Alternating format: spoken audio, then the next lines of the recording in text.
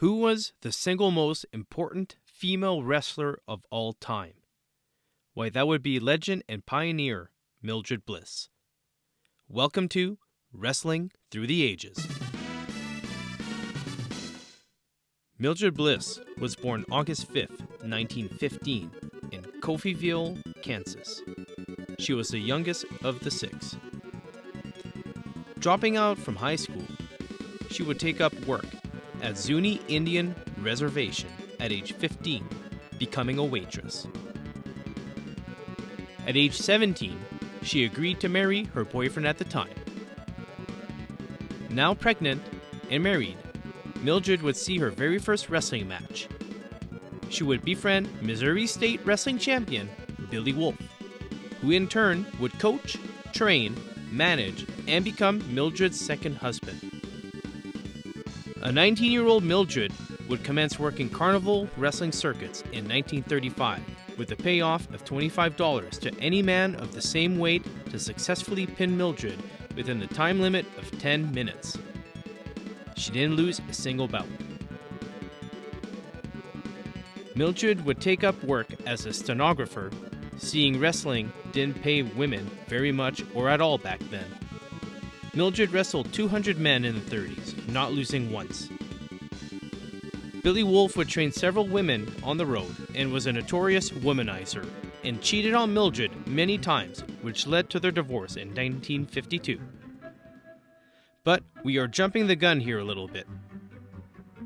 I will do my very best to go in deep on Mildred Burke's wrestling career, but be aware that it is extremely difficult to pinpoint every single event, seeing there is almost no footage, be it video or photos, that exists for many matches, and there is only a tiny amount of newspaper articles, match lists, pamphlets around because this is women's wrestling and it was always seen as second to the men's matches. So more often than not, many matches were not advertised. Anyways, let's do this. In 1936, now going by Mildred Burke, she would go on to win the Midwest Wrestling Association tournament, winning the Women's World title. On December 1st, Mildred would lose to Clara Mortensen. December 15th saw Mildred lose a second time to Mortensen, this time being a 2 out of 3 falls match. She would defend the Women's World title several times throughout the years. Seeing she had a very long career, I will just have to do a quick compilation just like the Terry Gordy episode.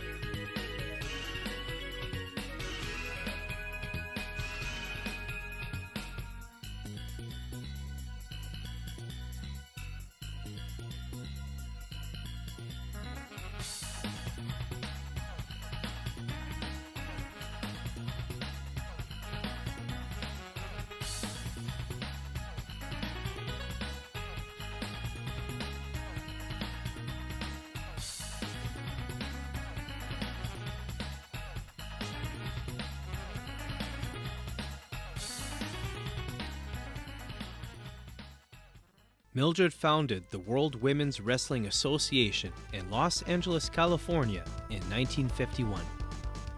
Mildred was seen as the perfect physique ironclad woman and was showcased on posters in many pro-athletic clubs around the world. Losing was not part of Mildred Burke's undefeated reign. defying any and all with her signature move, the alligator clutch. With all of those championship runs, it seemed Mildred was unstoppable. Well, not quite. Remember Billy Wolf? Yes, that outstanding individual. Divorced now, and at Chicago's Blackstone Hotel, we have September 4, 1953's NWA conference meeting. Only the NWA male members had a say, and shortly after, it was decided that women wrestling should no longer be recognized by the NWA. All women were banned from the annual NWA conference. This sadly sullied the worth and profit of female wrestlers in professional wrestling, but that never stopped Mildred. She would then wrestle Betty Hawkins for Jim Crockett Promotions on November, Miley Stafford on December 12th, and defended the WWWA Championship against Bonnie Watson. Mildred would then wrestle for World Ladies Pro Wrestling Big Competitions event in Japan from November 19 to November 26 against Mae Young and Beth Boat Kelly. Mildred was the first undefeated female wrestler, a 3-time women's world champion, a WWWA champ, and an NWA World Women's Champion. Upon her retirement, Mildred would operate a women's wrestling school. Mildred would pass away due to a stroke on February 18, 1989. Mildred Burke deserves a lot more credit for what she has done for all of women's professional wrestling. She was the first pioneer, and she carried the belt across the world. Thanks for watching, and I'll see you next Friday for another episode of Wrestling Through the Ages.